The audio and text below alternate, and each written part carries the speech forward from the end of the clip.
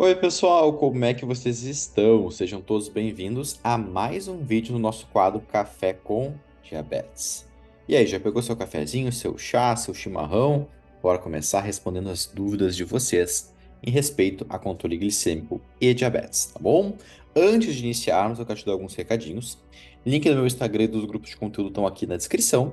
E eu quero te lembrar mais uma vez que dia 1º de setembro a gente vai abrir uma nova turma para emagrecimento para diabéticos, juntamente com a nutricionista Mariana. Então você vai ter acesso direto a mim, a gente vai falar, vai conversar, tanto eu quanto a Nutri. É um programa focado em quem tem resistência insulínica e inflamação. Se você tem sobrepeso, se você tem obesidade, naturalmente ao emagrecer, você consegue melhorar a sua glicemia.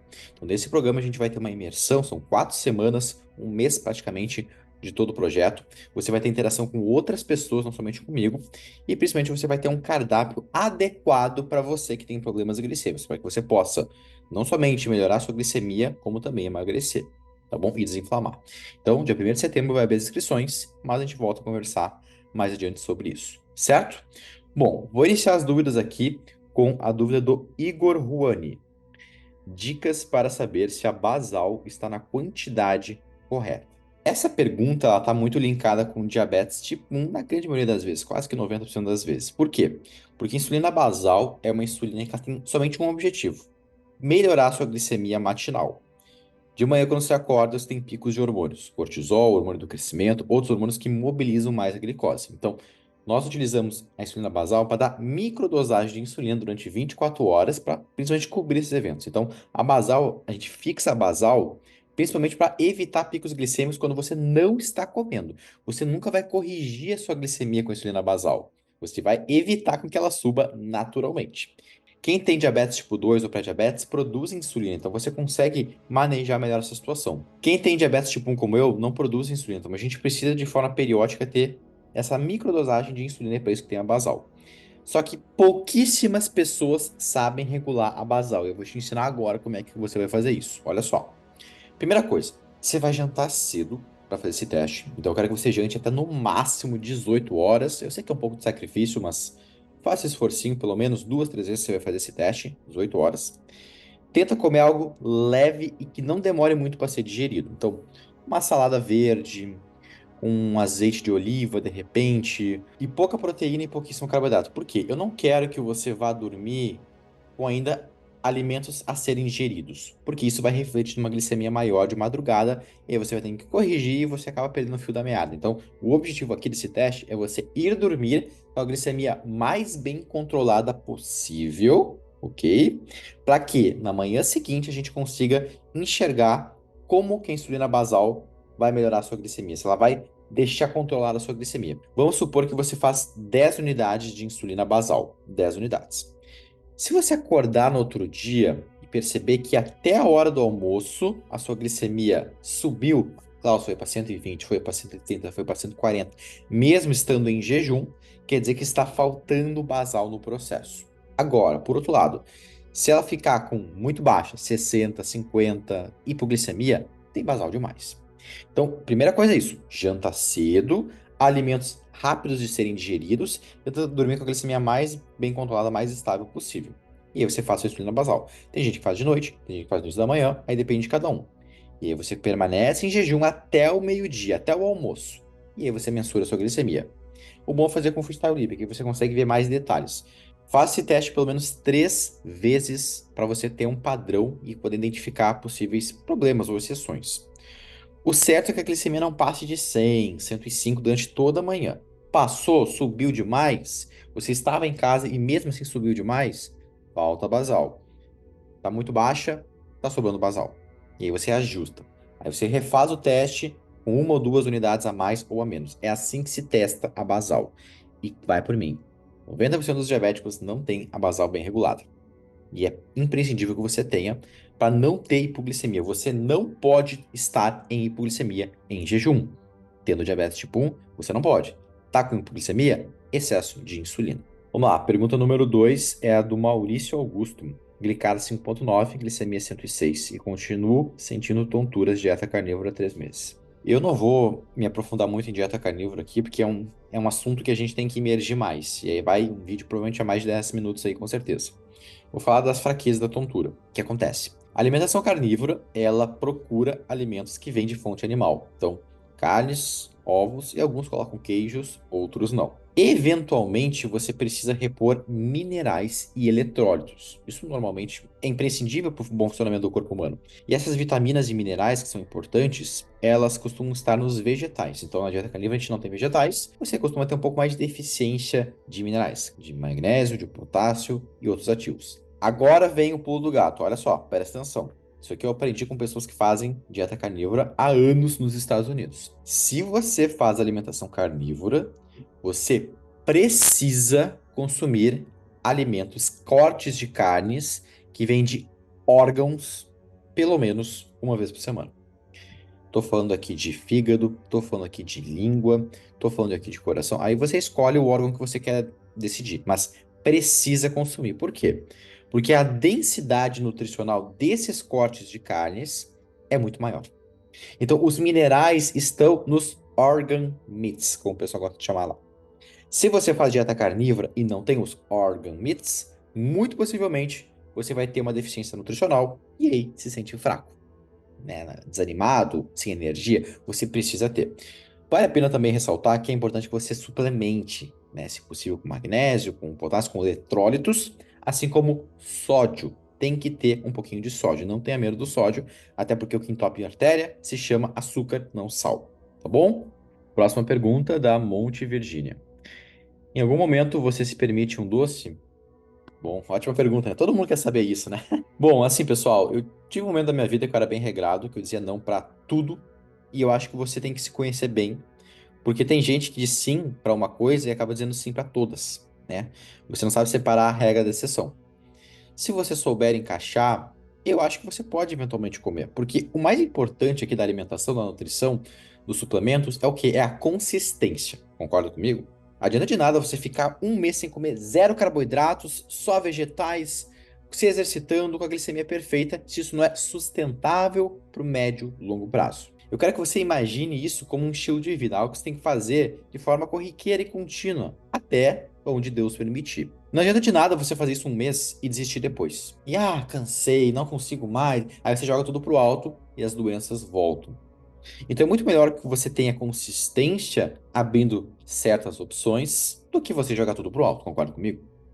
Então, assim, eu acho que o doce, eventualmente, ele pode entrar se você souber utilizar estratégias, como suplementos, como exercícios, como reduzir os carboidratos em outras refeições para poder ter essa liberdade. Por exemplo, você pode muito bem, num dia de verão, um dia calor, ir para a praça caminhar, se expor ao sol para pegar um pouco mais de vitamina D. Isso melhora a sua inflamação em série de fatores. Você está caminhando, você está fazendo uma atividade que vai contribuir para o seu coração, que vai queimar glicose, e nesse meio tempo, você pode se permitir de, eventualmente, a depender do seu cenário, por exemplo, consumir um sorvete na rua. Aqui em Porto Alegre tem muita sorveteria, a gente se inspira muito, não sei como é que é no resto do Brasil, mas aqui no sul a gente se inspira muito na culinária italiana. Então, por exemplo, as pizzas são muito inspiradas em Nápoles, na Itália, os sorvetes são todos inspirados em gelatos, então tem muito gelatos aqui, gelaterias. Tem um sorvete assim, ó, de extrema qualidade. E isso é muito gostoso, as pessoas gostam. Só que muitas vezes esses lugares não têm opções zero açúcar, ou até mesmo tem zero açúcar, só que essas opções zero açúcar ainda assim tem açúcar, entende? Então, assim, eu acho que você tem que saber jogar o jogo. Se você conseguir fazer um exercício, movimentar um pouco o corpo minimamente para poder queimar esse açúcar e reduzir o dano, tá tudo certo. Ah, Cláudia, minha glicemia subiu. Tá, beleza, ela subiu. Você tem que entender que isso faz parte do processo. Porque o que vai tirar do jogo não é um pico glicêmico eventual. É você ter vários picos glicêmicos ao jogar tudo pro alto depois. Nós somos seres humanos. Vai ter vezes que você vai ter que confraternizar com a sua família e a sua família tem outros hábitos alimentares. Tem vezes que você vai ter que fazer reunião de negócios e tratar com outras pessoas que comem um monte de porcaria e um monte de álcool e você vai ter que se inserir nesse meio, vai ter que aceitar uma coisinha ou outra para não passar como chato. Né? No mundo profissional, isso é muito comum, fazer um jantar de negócios, um almoço de negócios, um café. Então, acho que você tem que saber se portar e principalmente saber separar a exceção da regra. Agora, cuidado. Se você percebe que você não tem autocontrole, Se você percebe que você não sabe separar a exceção da regra e que ao aceitar um pouquinho mais de carboidratos, de açúcar, você acaba jogando tudo pro alto, aí dá uma segurada.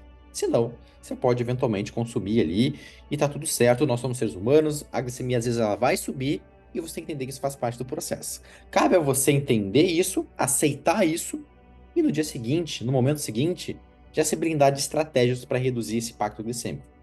Aumentar a suplementação no dia seguinte, fazer um jejum intermitente, ficar meia hora a mais na academia no dia seguinte, enfim, uma série de estratégias. Mas você consegue. Então fique despreocupado porque você pode aceitar desde que saiba jogar o jogo. Bom, agora vamos para a pergunta da Psi Raquel Mascareno. É isso. Pré-diabética e em low carb. Para manter a glicada em 5,4. Na verdade, 5,4 nem é pré-diabetes, né? Pré-diabetes seria a partir de 5,7 de glicada. Mas ok, vamos deixar assim, porque 5,4 também está pertinho, tem uma certa resistência acontecendo. É bom que você fique no estado de alerta. Bom, vamos lá. Mas meu colesterol aumentou no low carb, o que fazer? Tá. Olha só, o que eu vou falar para você agora vai merecer um vídeo depois explicando um pouco melhor. Mas o seguinte.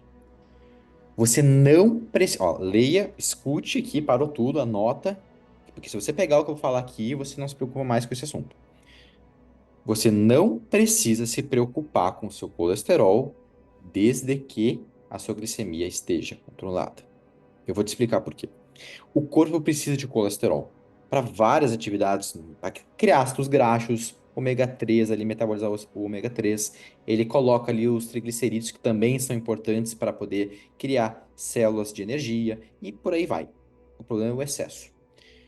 Para você ter o colesterol alto a ponto de se preocupar, você precisa oxidar esse colesterol. Você precisa pegar essa molécula de gordura e corroer ela. E como é que você faz isso? Alguma dúvida?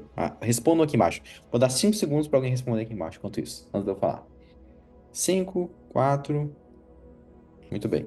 Para você oxidar o colesterol, você precisa de açúcar. O açúcar vai lá e oxida o colesterol. Então, assim, fazer uma alimentação low carb, com baixo carboidrato, naturalmente você vai ter exposição menor de carboidratos, açúcares. Vamos voltar para aquele exemplo que a gente deu, tem os três macronutrientes. Tem o carboidrato aqui, tem a proteína aqui e tem a gordura aqui embaixo. Quando você faz low carb, você está com baixinho carboidrato, você não come tanto carboidrato. E o que você come mais? Gordura e proteína. Se você aumenta a ingestão de gordura, naturalmente o seu colesterol vai aumentar. Por quê? Porque ao ingerir mais gordura, você mobiliza mais gordura no seu organismo. Você tem mais espaço para trabalhar essa gordura. Então é óbvio que o colesterol vai aumentar. Agora tem uma pergunta para você. Qual colesterol está aumentando? O HDL, que é o colesterol bom? Os triglicerídeos estão baixando? Porque isso tem que acontecer também. Então, numa alimentação low carb, para você ver que está confortável, está com o coração seguro, tem algumas coisinhas que você tem que ter na ponta do lápis. Anota aí. Primeira coisa, glicada baixa. Sua glicada está baixa? Um ponto para você. Segundo, insulina baixa. Ou normal, né? Sua insulina está nos níveis normais até 5, então 2 pontos para você. Terceiro, HDL alto, acima de 70. Tem esse requisito também? Ponto para você. Quarto ponto, triglicerídeos baixos. Eles estão ali por volta de 40, 50, 35. Ponto para você. E o último é o quanto você oxidou esse LDL. O LDL a gente chama de colesterol ruim. Na verdade, ele não é ruim, vai depender do cenário. Por quê? Porque, deixa eu fazer uma analogia para você aqui. Quando você tem o colesterol no seu organismo, é como se você tivesse barquinhos. O HDL é o High Density Cholesterol. Então, é um barcão, um navio, um barco gigante, assim. O LDL, ele é Low Density, ele é pequenininho. É uma canoazinha. E tem várias canoazinhas no seu organismo. Elas também vão transportar essa gordura. Só que o que oxida são essas canoinhas, não o HDL. Então, algumas canoinhas vão oxidar. Mas para isso acontecer, você precisa da presença de açúcar. Você precisa ter a glicemia alta. A glicada alta, entende? Então, no seu caso, você com 5,4 de glicada, você tem uma glicada que sim, está um pouquinho elevada, mas não é uma glicada altíssima de 7, 8, 9, 10. Então, por mais que você tenha o colesterol aumentado, Como é que tá o resto? Como é que tá a sua HDL? Como é que tá os triglicerídeos? Porque você ajustando isso, você pode virar essa página e você está com o coração saudável. Qual é o problema aqui? O problema, na verdade, é quando o diabético não sabe disso e tá comendo um monte de carboidrato. Então, assim, só para fechar esse assunto e você entender de uma vez, uma pessoa que tem um colesterol de 250, vamos supor, um elevado colesterol, né? Só que uma glicada de 5, 5,4, 5,5, ela é mais saudável que alguém que tem um colesterol de 100 e 10 de glicada. Porque aí você pegou todo esse colesterol e oxidou ele quase que inteiro. Entende onde eu quero chegar? Isso sim vai entupir a artéria. Isso sim vai prejudicar seu coração. Isso sim vai te dar um AVC. Então, separe bem as coisas. Só se preocupe com o colesterol se você estiver consumindo altos carboidratos, se você tiver com triglicerídeos elevados, baixo HDL, alta insulina e alta hemoglobina glicada. Bom, já falei demais, meu café já está esfriando de novo. Vou ficar por aqui. E se você gostou desse vídeo, por favor, se inscreva no meu canal para ajudar no algoritmo, curta esse vídeo e também lembre-se que dia primeiro a gente abre inscrições do grupo de emagrecimento, tá bom? Até a próxima. Dito isso, abraço e boas glicemias.